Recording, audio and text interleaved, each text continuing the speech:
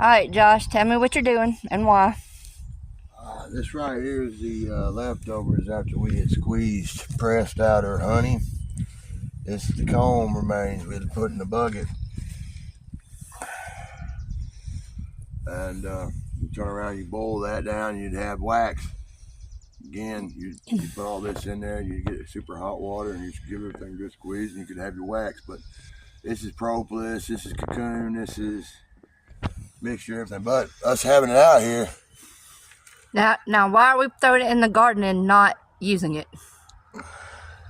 Oh, dead high beetle. I'm trying to get it where you can see them right there. Little larvae. That's a little one. There are bigger ones in here. There he goes. Little wax moths, little moths.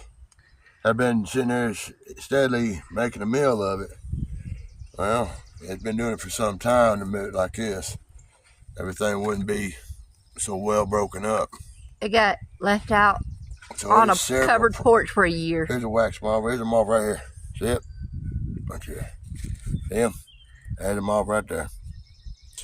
Well, little boogers. Been sitting here making a meal of all this. Oh, my wife's wanting me to put this out in the old flower bed.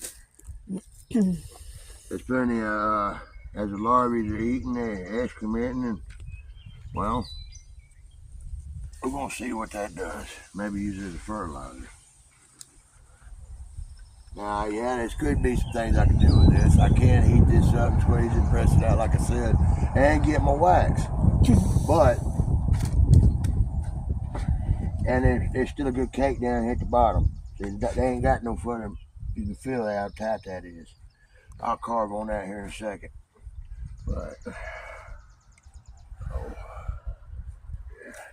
Now we can take that rake or a hoe and just kind of kick it back and forth, get the soil loosened up. Let that be in the soil.